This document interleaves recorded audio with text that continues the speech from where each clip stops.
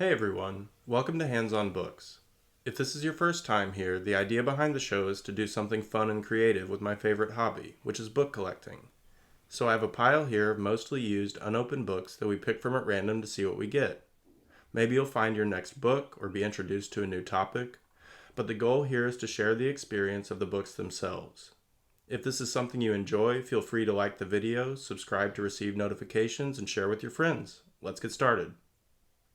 All right, it's been about a month since we got to film a new one of these. We went to vacation to Brazil and just got back a couple of weeks ago, but then immediately got sick. So finally just kind of getting over that and ready to open some new books. We've got such a big pile here at this point that I've kind of had to stop buying them. So we need to step up the schedule of our recording so I can start buying more books. Before we get to that, though, I did have one recommendation, sort of review that I wanted to give. The Day of the Triffids was one of the books that I read over the course of the vacation by John Wyndham, 1951. And it was just a lot of fun. I figured I could sort of build this into the show as I finish books or find ones that I want to recommend that I didn't actually open on the show. So this is, if you like science fiction apocalypses, this is a really fun one. One thing that really struck me was the similarities between this and 28 Days Later, the Danny Boyle film from 2002. It's got a same sort of setup where the protagonist wakes up in a hospital and everything is different. Whereas with 28 Days Later, you can tell some time has passed and he comes out of Cillian Murphy's character comes out of a coma. This guy had something happen to his eyes where he was blinded, and the setup to the whole apocalypse has to do with there's like a crazy meteor shower that everyone sees, and then everyone who looked at it the next day is blind. So there's always like a small percentage of the population, maybe they were too hungover to see the meteor shower and slept through it, or like the protagonist had some or actually he had been stung by a Triffid, but that's like a separate aspect to the story. But like the protagonist, some people had an issue with their eyes, so they couldn't see the meteor shower that turned everyone else blind. In 28 Days Later, you have rage, which makes everyone that's infected with it turn into these like fast sort of zombie characters. And there's no zombie-ish things in Day of the Triffids, but what it does have is Triffids, which are these weird plant-like creatures that we don't really know like where they came from, but they start sort of multiplying. They become discovered as the source of this oil that can be used in some various ways, and then they start being planted in people's gardens, and sort of and a whole industry is developed around the Triffids to where they are put in these plantations, but there's various indications that they're like sentient and so forth. So one of the things that the Triffids can't do is see. And it's sort of implied that there may be some connection between the Triffids and the meteor shower. But anyway, I would really recommend it. If you like 28 Days Later, I think you would love this book. And if you like general apocalypses, you probably would too. So let me just read the back and then we'll move on to the book that we want to open. Bill Mason bandages over his wounded eyes, misses the most spectacular meteorite shower England has ever seen. Removing his bandages the next morning, he finds masses of sightless people wandering the city. He soon meets Gisela, another lucky person who has retained her sight, and together they leave the city. Aware that the safe, familiar world they knew a mere 24 hours before is gone forever. But to survive in this post-apocalyptic world, one must survive the Triffids, strange plants that years before began appearing all over the world. The Triffids can grow to over 7 feet tall, pull their roots from the ground to walk, and kill a man with one quick lash of their poisonous stingers. With society in shambles, they are now poised to prey on humankind. Wyndham chillingly anticipates bio-warfare and mass destruction 50 years before their realization in this prescient account of Cold War paranoia. And let me see, maybe we'll read the first page. The end begins. When a day that you happen to know is Wednesday starts off by sounding like Sunday, there is something seriously wrong somewhere. I felt that from the moment I woke, and yet, when I started functioning a little more smartly, I became doubtful. After all, the odds were that it was I who was wrong, and not everyone else, though I did not see how that could be. I went on waiting, tinged with doubt, but presently I had my first bit of objective evidence. A distant clock struck what sounded to me just like 8. I listened hard and suspiciously. Soon another clock began, on a hard, decisive note. In a leisurely fashion it gave an indisputable 8. Then I knew things were awry. The way I came to miss the end of the world, well, the end of the world I had known for close on 30 years, was sheer accident, like a lot of survival when you come to think of it. In the nature of things, a good many somebodies are always in hospital, and the law of averages had picked on me to be one of them a week or so before.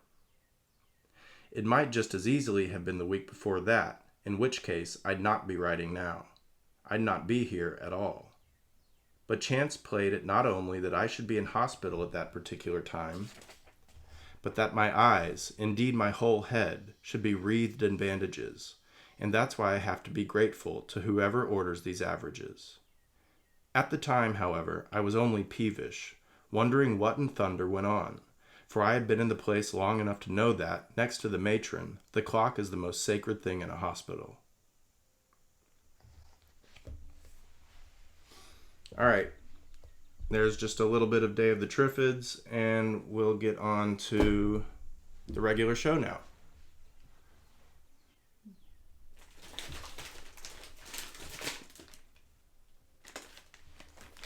Okay, first one back. Hopefully it's a good one. It's been long enough that I've totally forgotten what's in this pile at this point.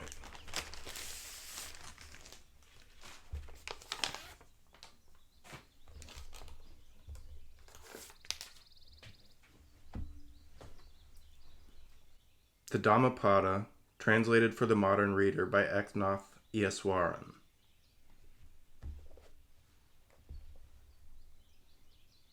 The Dhammapada is stamped with the power and practicality of one of the world's most appealing spiritual figures.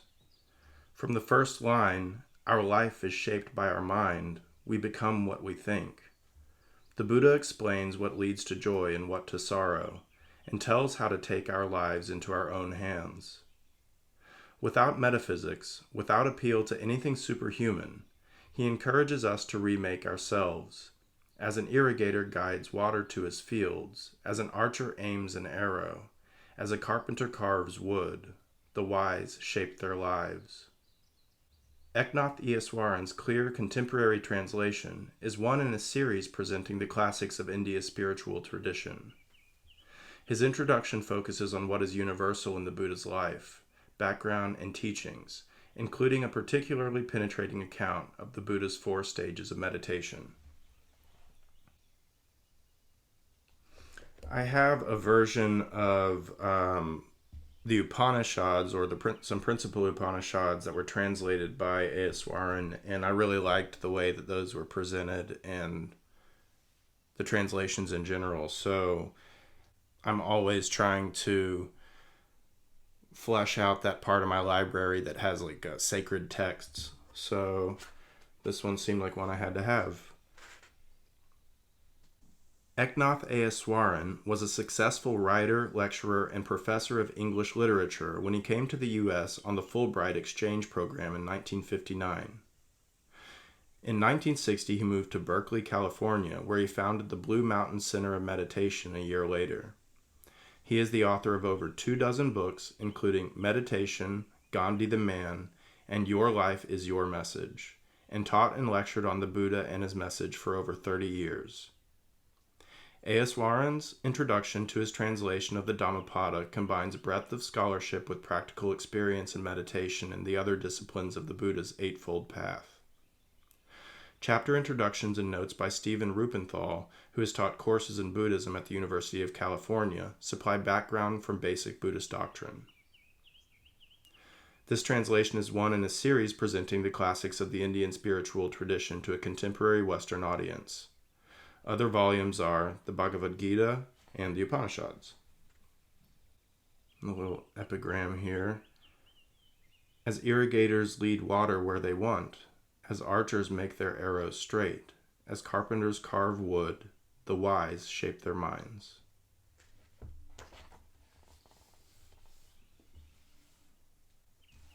It's a really pretty little book. Seems to be in good condition, although I don't want to jinx anything. I haven't seen any pen marks yet.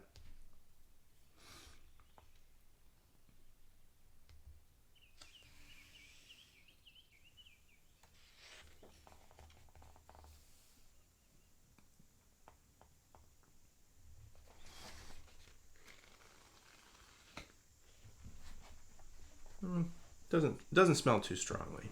It's too new.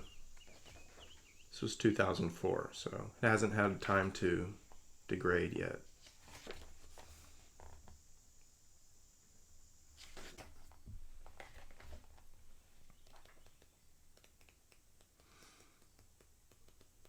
That is a real intro.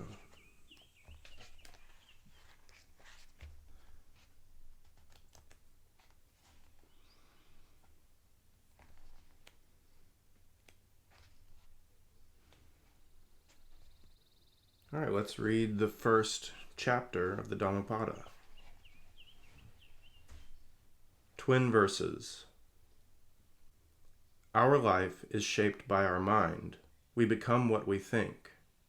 Suffering follows an evil thought as the wheels of a cart follow the oxen that draw it. Our life is shaped by our mind. We become what we think. Joy follows a pure thought, like a shadow that never leaves. He was angry with me. He attacked me. He defeated me. He robbed me. Those who dwell on such thoughts will never be free from hatred. He was angry with me. He attacked me. He defeated me. He robbed me. Those who do not dwell on such thoughts will surely become free from hatred. For hatred can never put an end to hatred. Love alone can. This is an unalterable law. People forget that their lives will end soon. For those who remember, quarrels come to an end. As a strong wind blows down a weak tree, Mara the tempter overwhelms weak people who, eating too much and working too little, are caught in the frantic pursuit of pleasure. As the strongest wind cannot shake a mountain, Mara cannot shake those who are self-disciplined and full of faith. Those who put on the saffron robe without purifying the mind, who lack truthfulness and self-control, are not fit to wear the saffron robe. But those who have purified their minds, who are endowed with truth and self-control, are truly fit to wear the saffron robe, meaning to become a monk, I guess. The deluded, imagining trivial things to be vital to life, follow their vain fancies and never attain the highest knowledge. But the wise, knowing what is trivial and what is vital, set their thoughts on the supreme goal and attain the highest knowledge. As rain seeps through an ill-thatched hut, passion will seep through an untrained mind. As rain cannot seep through a well-thatched hut, passion cannot seep through a well-trained mind. Those who are selfish suffer here and hereafter. They suffer in both worlds from the results of their own actions.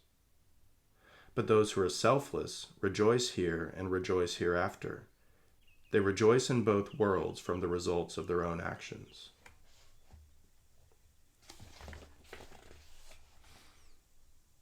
Those who are selfish suffer in this life and in the next. They suffer seeing the results of the evil they have done, and more suffering awaits them in the next life. But those who are selfless rejoice in this life and in the next. They rejoice seeing the good that they have done, and more joy awaits them in the next life. Those who recite many scriptures but fail to practice their teachings are like a cowherd counting another's cows. They do not share in the joys of the spiritual life, but those who know few scriptures yet practice their teachings, overcoming all lust, hatred, and delusion, live with a pure mind and the highest wisdom. They stand without external supports and share in the joys of the spiritual life. So I like having books like this, I especially like aphorisms like this that you can sort of pick up, go to any random page and try to read something. Chapter 11, Age. Why is there laughter? Why merriment? When this world is on fire? When you are living in darkness, why don't you look for light? This body is a painted image, subject to disease, decay, and death, activated by thoughts that come and go. What joy can there be for him who sees that his white bones will be cast away like gourds in the autumn? Around the bones is built a house, plastered over with flesh and blood, in which dwell pride and pretense, old age and death. Even the chariot of a king loses its glitter in the course of time. So too the body loses its health and strength, but goodness does not grow old with the passage of time. A man who does not learn from life grows old like an ox. His body grows, but not his wisdom. I have gone through many rounds of birth and death, looking in vain for the builder of this body.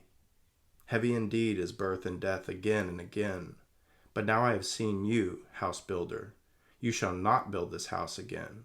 Its beams are broken, its dome is shattered, self-will is extinguished, nirvana is attained. Those who have not practiced spiritual disciplines in their youth pine away like old cranes in a lake without fish. Like worn-out bows, they lie in old age, sighing over the past. Pretty powerful stuff. Now that we've gotten a taste of it, let's read a little bit of the intro, just the first page or so, and then we'll be done. If all of the New Testament had been lost, it has been said, and only the Sermon on the Mount had managed to survive these 2,000 years of history, we would still have all that is necessary for following the teachings of Jesus the Christ. The body of Buddhist scripture is much more voluminous than the Bible, but I would not hesitate to make a similar claim. If everything else were lost, we would need nothing more than the Dhammapada to follow the way of the Buddha.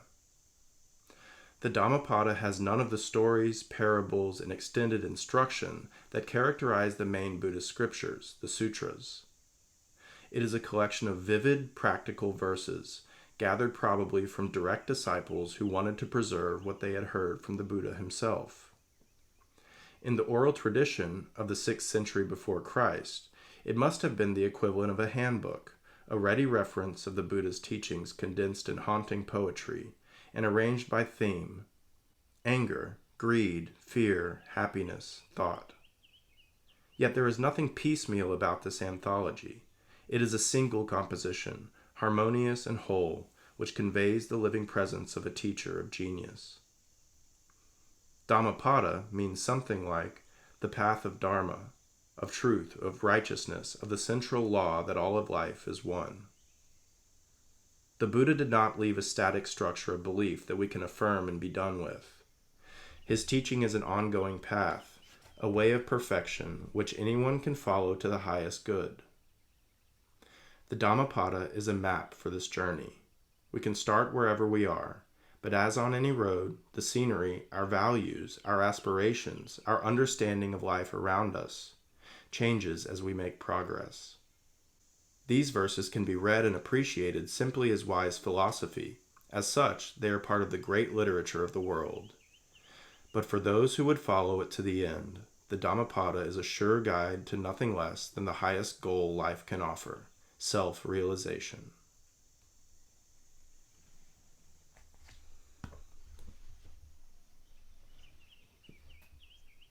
All right, pricing and quality, and we'll get out of here. This one just costs $5 from Abe Books, and there's no markings on the inside. It's perfect condition as far as I'm concerned, so I'm definitely satisfied. That's going to do it for this episode. It's good to be back, and I can't wait to start making these more regularly again and hopefully make a dent in this pile of books we got here. Until next time, happy reading.